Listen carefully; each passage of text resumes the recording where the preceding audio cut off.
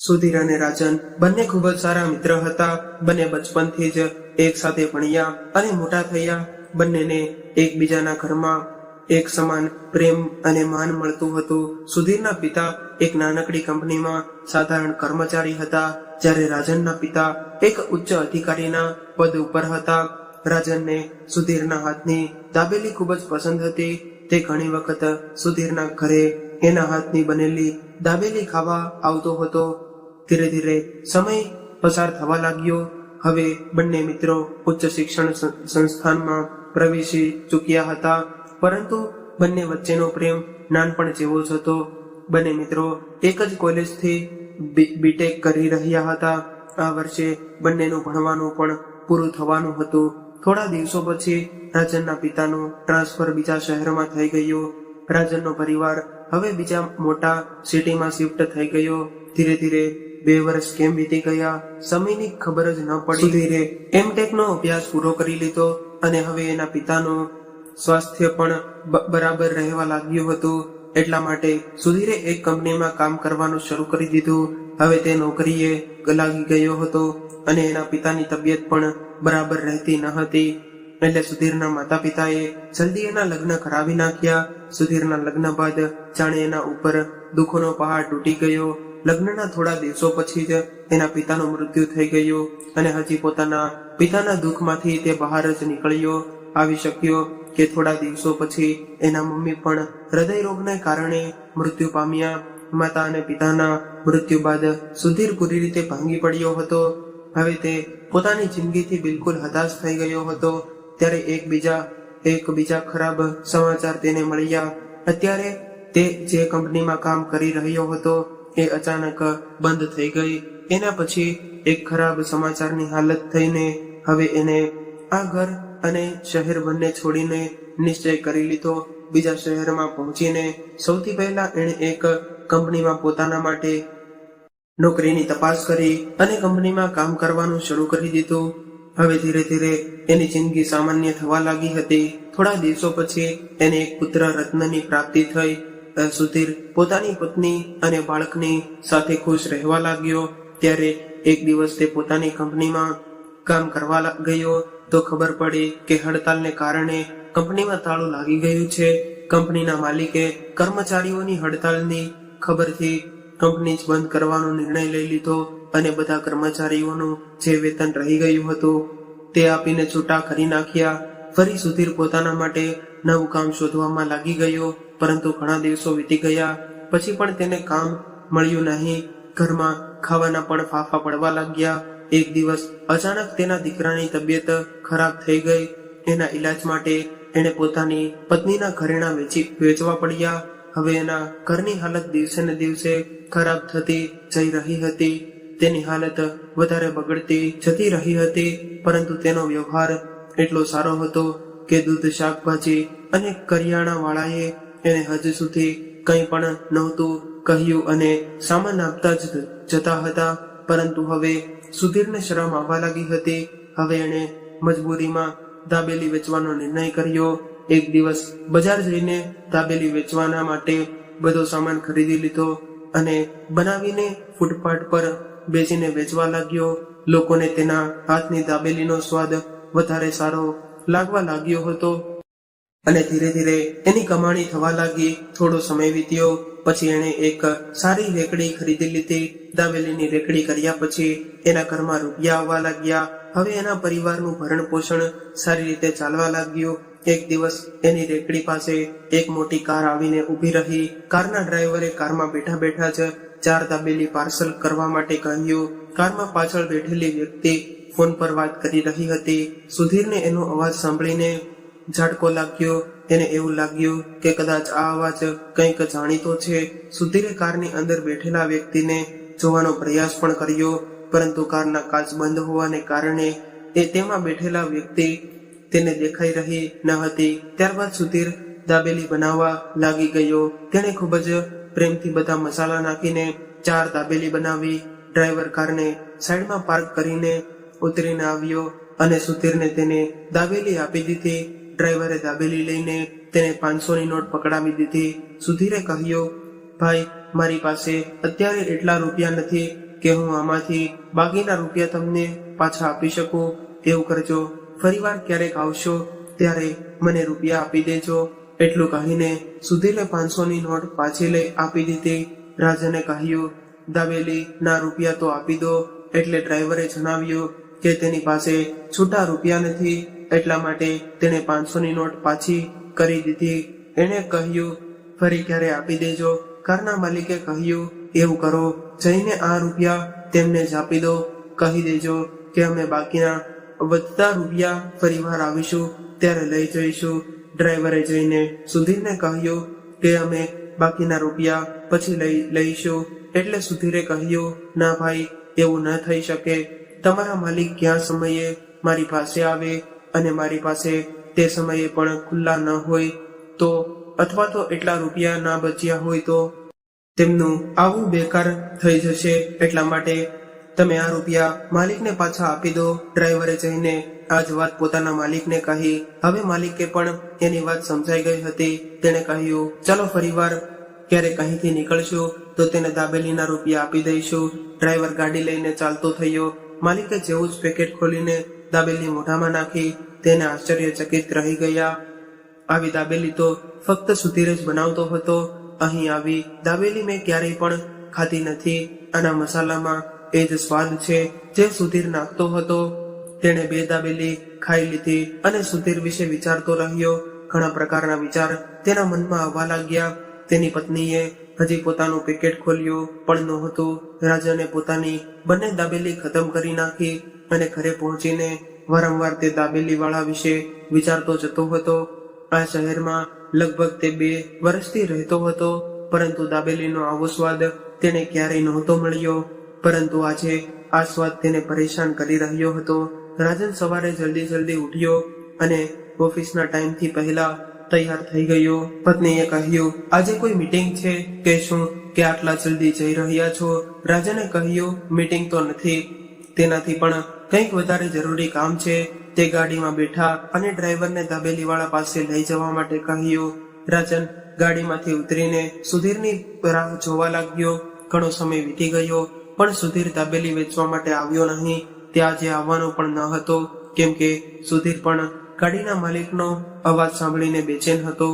ઘરે પહોંચ્યો તો સુધીરે ખૂબ જ એકાંત મનથી ધ્યાન કેન્દ્રિત કર્યું અને કાર માલિકની વાતો પણ ધ્યાન આપ્યું. તો તેને સમજાઈ ગયું કે આવી રીતે તો રાજન જ બોલતો હતો. તે મનમાં વિચારવા લાગ્યો કે હા, તે અવાજ રાજનનો જ હતો અને તેને દાબેલી ખૂબ જ ભાવતી પણ હતી. તેણે જેવી જ મારા હાથની દાબેલી ખાધી હશે તો તે મને જરૂરથી ઓળખી ગયો હશે. બીજા દિવસે તે જરૂર મને મળવા માટે આવશે. એટલા માટે આજે તે દાબેલી વેચવા માટે તે જગ્યા પર ગયો નહીં અને ત્યાંથી થોડે દૂર ખૂણામાં સંતાઈને રાજનની રાહ જોઈ રહ્યો હતો અને તેનો વહેમ સાચો નીકળ્યો. રાજન આજે ખૂબ જ આતુરતાથી સુધીરની રાહ જોઈ રહ્યો હતો. રાજને આસપાસ વાળાને પણ પૂછ્યું કે ભાઈ, આજે આ દાબેલી વાળો નહીં આવે કે શું?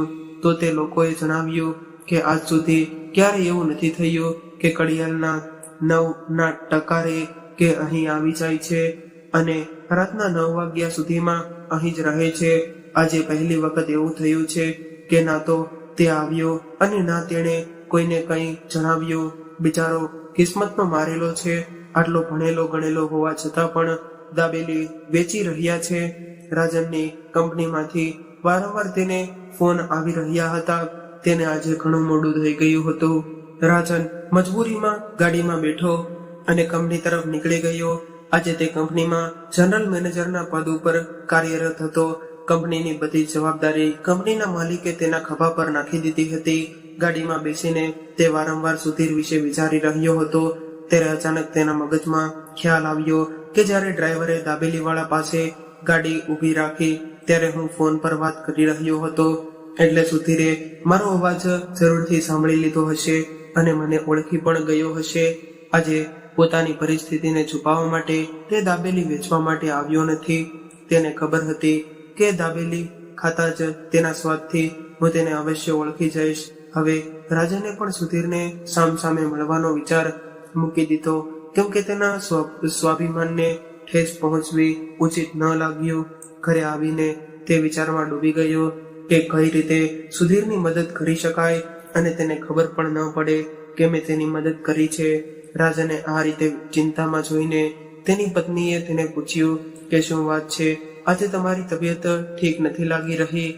આજ સુધી તો મેં ક્યારેય પણ તમને આ રીતે ચિંતામાં જોયા નથી. રાજાને હંમેશા પોતાની પત્ની પાસે પોતાના મિત્રના વખાણ જ કર્યા હતા. એટલા માટે તે પોતાની પત્નીને પોતાના મિત્રની આવી હાલત વિશે જણાવવા માંગતો ન હતો. એટલે તેણે કહ્યું કે કંઈ નહીં, થોડીક ઓફિસની સમસ્યા છે, જલ્દી જ તે ઠીક થઈ જશે. એટલું કહીને તે રૂમની બહાર નીકળી ગયો અને બહાર ફળિયામાં આવીને ચૂલા પર બેસી ગયો. બીજા દિવસે રાજાને પોતાના સૌથી વિશ્વાસપાત્ર નોકરને બોલાવ્યો અને તેને સુધીર પાસેથી દાબેલી લઈ આવવા માટે મોકલ્યો.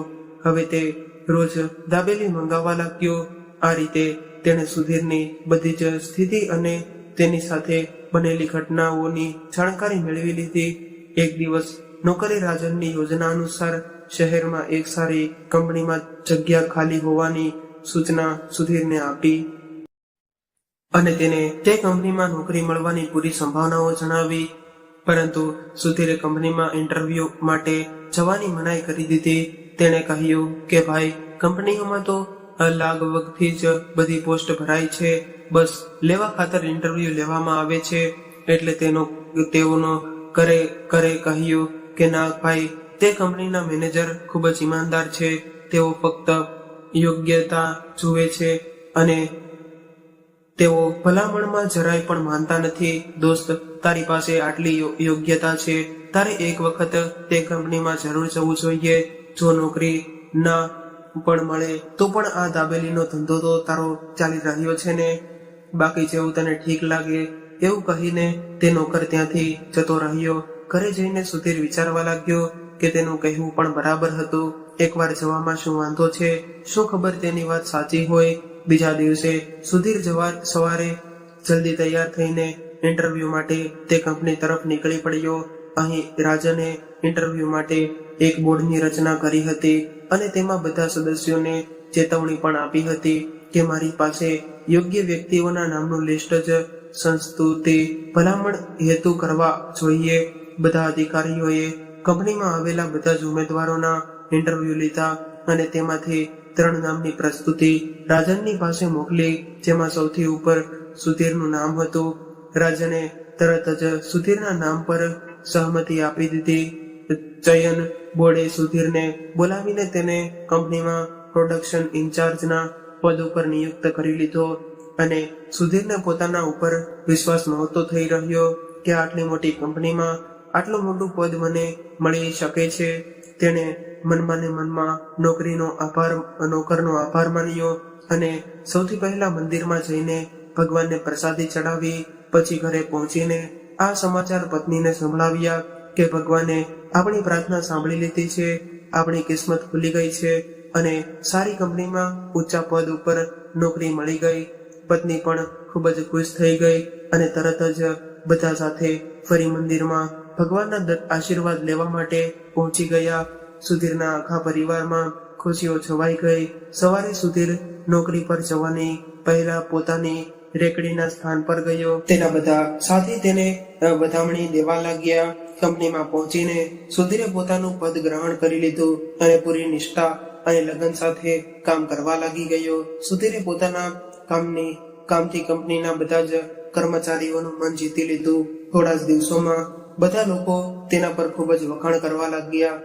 આ 1 મહિનાની અંદર કંપનીનું પ્રોડક્શન પણ ખૂબ જ સારું થઈ ગયું અને આ દરમિયાન તેને એક જ વાત અજીબ લાગી કે કંપનીના મેનેજરે ક્યારેય પણ તેની મુલાકાત લીધી ન હતી અને તે પોતે મેનેજરને મળવાની કોશિશ પણ કરતો તો કંપનીના મેનેજર તેને બીજા દિવસે આવવાનું કહીને વાતને ટાળી નાખતા હતા.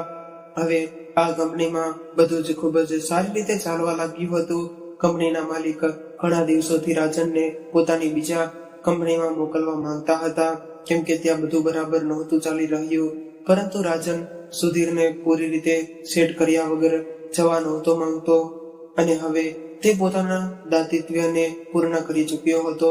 એટલા માટે તેને હવે લાગ્યું કે માલિકની વાત માનીને બીજા કંપનીમાં જ જતા રહેવું જોઈએ. તેમાં સુધીરની પણ ભલાઈ છે, કેમ કે હું તેની નજરોથી હવે વધારે દિવસો સુધી બચી નહીં શકું. એકના એક દિવસે મારી મુલાકાત તેની સાથે અવશ્ય થઈ જશે, અને જો હું આ કંપનીમાંથી જતો રહું તો સુધીરના કામથી ખુશ થઈને કંપનીના માલિક તેને મારા પદ ઉપર નિયુક્ત કરી શકે છે. એટલા માટે મારે હર હાલમાં આ કંપનીને મૂકીને જવાની તૈયારી કરી લેવી જોઈએ. કંપનીના માલિકને પોતાનું મેનેજરનું પદ સુધીરને સોંપવાની ભલામણ કરીને રાજન બીજી કંપનીમાં જતો રહ્યો. માલિકે પણ રાજનના કહ્યા અનુસાર સુધીરને તે કંપનીમાં જનરલ મેનેજરના પદ ઉપર નિયુક્ત કરી નાખ્યો. સુધીરને જ્યારે આ વાતની ખબર પડી કે તેનું પ્રમોશન જનરલ મેનેજરના પદ ઉપર થઈ ગયું છે તો તેને ખૂબ જ ખુશી થઈ અને થોડું નજીક પણ લાગ્યો, કેમ કે આ પ્રમોશન તેને જૂના જનરલ મેનેજરની ભલામણને કારણે મળ્યું હતું. મેં મનમાં વિચારવા લાગ્યો કે જનરલ મેનેજરે મને ક્યારેય મળ્યું પણ ઉચિત ન સમજ્યું, અને એમણે મારા માટે જનરલ મેનેજરની પદની ભલામણ કઈ રીતે કરી. પરંતુ ખુશી એ મોટી હતી કે તે બધું જ ભૂલીને બધા કર્મચારીઓ પાસેથી અભિનંદન લેવામાં વ્યસ્ત થઈ ગયો. અને આ રીતે ધીરે ધીરે 2 વર્ષ વીતી ગયા. સુધીરે જ્યારથી કંપનીના મેનેજરનું પદ સંભાળ્યું હતું, કંપનીના પ્રોડક્શનમાં ખૂબ જ પ્રગતિ થવા લાગી હતી. કંપનીનો ફાયદો ઘણો બધો વધી ગયો હતો. આગલા મહિને બધી કંપનીઓની વાર્ષિક પ્રગતિના આધાર પર સર્વશ્રેષ્ઠ કંપનીના પુરસ્કારની ઘોષણા થવાની હતી. સુધીર પણ આ પુરસ્કાર જીતવાના પ્રયાસમાં લાગી ગયો. આ વર્ષે સર્વશ્રેષ્ઠ કંપનીઓનો એવોર્ડ તેને મળવાની પૂરી સંભાવના હતી. સુધીર પિયોને બોલાવીને પાછલા વાર્ષિક પુરસ્કાર હેતુ મેળવવાનો ફાઇલને મંગાવે છે. પિયોન જઈને કબાટમાંથી ફાઇલ કાઢીને લઈ આવ્યો અને કહ્યું, સાહેબ, પહેલા જે સાહેબ હતા તેમણે પણ આ બધા પુરસ્કાર માટે ખૂબ જ પ્રયાસ કર્યા હતા અને ગમે તે હાલતમાં આ પુરસ્કાર જીતવા માંગતા હતા, પરંતુ તેમની કિસ્મત જ ખરાબ હતી. પાછલા 2-3 વર્ષથી તેઓ કોઈના કોઈ કારણસર સર્વશ્રેષ્ઠ કંપનીનો પુરસ્કાર મેળવતા રહી જતા હતા. અને પુરસ્કાર મળે પણ કઈ રીતે, કેમ કે કંપનીના માલિક જે કંપનીની હાલત ખરાબ હોય તેમાં તેમને મોકલી દે છે, અને એ બિચારાનો બધો સમય તો કંપનીની હાલત સુધારવામાં જતો રહે છે. જ્યારે કંપનીની હાલત બરાબર જ થઈ જાય તો તેમનું ટ્રાન્સફર થઈ જાય છે અને પુરસ્કાર કોઈ બીજાને મળી જાય છે. સુધીરે પ્યુનને પોતાની પાસે બોલાવ્યો તો ઉદાસ ન થા. પહેલાના સાહેબનો સૌથી મોટો પુરસ્કાર તેમની ઈમાનદારી છે, અને તેનાથી મોટો પુરસ્કાર બીજો કોઈ નથી. બધા તો વર્ષમાં એક જ જવાર પુરસ્કાર જીતે છે, જ્યારે તેમને તો વર્ષમાં ઘણી વખત આ પુરસ્કાર મળી જાય છે. એટલા માટે તેમનાથી મોટો વિજેતા બીજો કોઈ નથી. પ્યુને પણ કહ્યું કે આ વાત તો તમારી બિલકુલ સાચી છે. સાહેબ પહેલા જે સાહેબ હતા તે મનમાં ખૂબ જ સારા હતા. મેં આજ સુધી એવા ભલા ઓફિસર ક્યાંય નથી જોયા. એટલે સુધીરે હસીને કહ્યું કે મારાથી તો તમને લોકોને કઈ વાંધો નથી ને. એટલે પ્યુને કહ્યું, ના સાહેબ, તમે પણ ખૂબ જ સારા છો. સુધીર બોલ્યો, હું તો મજાક કરી રહ્યો હતો. ધીરે ધીરે સમય વીતવા લાગ્યો. આજે એ દિવસ આવી ગયો કે જેની બધી કંપનીના જનરલ મેનેજર રાહ જોઈ રહ્યા હતા. આજે ટોપ મોસ્ટ કંપનીને સર્વશ્રેષ્ઠ કંપનીનો પુરસ્કાર મળવાનો હતો. સુધીરને પૂરો વિશ્વાસ હતો કે આ વખતે આ પુરસ્કારને તે જ જીતશે. સુધીર વાર્ષિક કાર્યક્રમમાં હાજર થવા માટે નીકળવાનો જ હતો. ત્યારે તેને કંઈક જરૂરી પેપરનું ધ્યાન આવ્યું. તે પેપર લેવા માટે ઓફિસમાં ગયો અને ઓફિસની અંદર પહોંચીને કાગળ શોધવા લાગ્યો. ત્યારે કબાટમાં રહેલો એક ફોટો તેના હાથમાં લાગી ગયો, અને તે ફોટાને જોતા જ સુધીર આશ્ચર્યચકિત રહી ગયો, કેમ કે તે ફોટો તેના કોલેજના સમયનો હતો. હવે તેને બધું સમજાઈ ગયું હતું કે પહેલા જે જનરલ મેનેજર હતા તેને શું કામે નહોતા મળી રહ્યા. સુધીર સમજી ગયો હતો કે હું રાજનથી છુપાઈ રહ્યો હતો, કે તે વાતને ખબર પડી ગઈ હશે, એટલા માટે તેને પણ મને ના મળવાનો નિર્ણય લઈ લીધો હશે. અને આ બધું જોઈને તેની આંખોમાંથી આંસુઓની ધારા વહેવા લાગી. પોતાના મિત્રના આ ત્યાગ પર તે ખૂબ જ ભાવુક થઈ ગયો અને ત્યારે પ્યુન ઓફિસની અંદર આવ્યો અને કહેવા લાગ્યો કે સર, આપણે મોડું થઈ ગયું છે, નીકળવું જોઈએ. એટલે સુધીર કહેવા લાગ્યો કે તું ગાડી પાસે પહોંચ, હું આવું છું. તેના ગયા પછી સુધીરે પોતાના આંસુ લૂછ્યા અને ઓફિસની બહાર નીકળીને કારમાં બેસી ગયો. વાર્ષિક કાર્યક્રમમાં પહોંચીને સૌથી પહેલા તેણે તે તપાસ કરી કે આ વર્ષે ટોપ મોસ્ટ પર કઈ કઈ કંપની છે. તો તેને ખબર પડી કે આ વખતે પુરસ્કારની દાવેદાર ફક્ત 2 કંપનીઓ છે, એક એની અને બીજી રાજનની. આ સાંભળતા જ સુધીર ખૂબ જ દુઃખી થઈ ગયો અને તે ભાગીને નિર્ણાયક મંડળના સદસ્યોની ઓફિસમાં પહોંચી ગયો અને હાથ જોડીને તેમને વિનંતી કરતા પોતાનું નામ પાછું લઈ લેવા માટે કહેવા લાગ્યો. નિર્ણાયક મંડળના સદસ્યો દ્વારા નામ પાછું લેવાની મનાઈ કરી દેવામાં આવી. એટલે સુધીર રડવા લાગ્યો અને હાથ જોડીને તેમને વિનંતી કરવા લાગ્યો કે મારા મિત્ર મારા માટે ભગવાન સમાન છે. હું મારા મિત્રથી જ કોમ્પિટિશન ના કરી શકું. તમે મારું નામ હટાવવાની કૃપા કરો. નિર્ણાયક મંડળના બધા સદસ્યોએ તેની વાત સાંભળ્યા પછી તેને બહાર જવા માટે કહ્યું. તે લોકોને આજે વિશ્વાસ નહોતો થઈ રહ્યો કે આવી પણ દોસ્તી હોઈ શકે છે. આવું તો ફક્ત પિક્ચરોમાં જ અને વાર્તાઓમાં જ હોય છે, જ્યાં એક મિત્ર બીજા મિત્ર માટે પોતાનો જીવ આપી દેવા માટે પણ તૈયાર રહે છે. કેમ કે સુધીરના આવ્યાના થોડી વાર પહેલા જ રાજન પણ નિર્ણાયક મંડળના સદસ્યોને તે જ વાત કરવા આવ્યો હતો જે હમણાં સુધીરે કહી હતી અને તે જ પોતાનું નામ પાછું લઈ લેવા માટે વિનંતી કરી રહ્યો હતો. સુધીર અને રાજન બંને પોતપોતાની ગાડીમાં જઈને બેસી ગયા અને પોતાના મિત્રના નામની ઘોષણા કરવાની રાહ જોવા લાગ્યા. અને તે બંને વિચારતા હતા કે જેવું જ મિત્રનું નામ એનાઉન્સ થશે તો તરત જ પોતાના ઘરની તરફ નીકળી જશે. પરંતુ આ શું, નિર્ણાયક મંડળે આ વખતે એક નહીં પરંતુ 2 કંપનીઓને સર્વશ્રેષ્ઠ પુરસ્કાર માટે સિલેક્ટ કરી લીધી હતી. સ્ટેજ પરથી એવી જ બંને મિત્રોના નામની ઘોષણા કરવામાં આવી તો બંને મિત્રો સ્તબ્ધ રહી ગયા. હવે આજે તેઓ મજબૂર થઈ ગયા હતા એકબીજાના સામે આવવા માટે. એનાઉન્સમેન્ટ બંને મિત્રોની મિત્રતા જોઈને પણ સ્ટેજ પરથી જણાવવામાં લાગ્યા કે કઈ રીતે એક મિત્ર બીજા મિત્ર માટે થઈને પોતે હારી જવા પણ તૈયાર છે. અને બંને મિત્ર સ્ટેજ પર પહોંચી ગયા અને રડતા એકબીજાને ગળે લગાડી લીધા.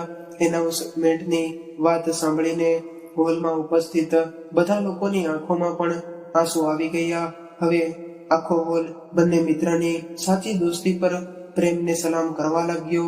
તાળીઓની ગડગડાટ સાથે બંને મિત્રોએ સર્વશ્રેષ્ઠ કંપનીના પુરસ્કારને પ્રાપ્ત કર્યો. કહેવાય છે કે સુખમાં જે પાછળ રહે અને દુઃખમાં જે આગળ રહે તેને જ સાચો મિત્ર કહેવાય. તમારી જિંદગીમાં પણ એવો કોઈ મિત્ર છે કે નહીં, કોમેન્ટ કરીને જરૂરથી જણાવજો. અને આવી જ વાર્તા ગમી હોય તો લાઈક કરીને વધુમાં વધુ શેર પણ કરજો અને આવી જ અવનવી વાર્તા સાંભળવા માટે ચેનલને જરૂરથી સબસ્ક્રાઇબ કરજો.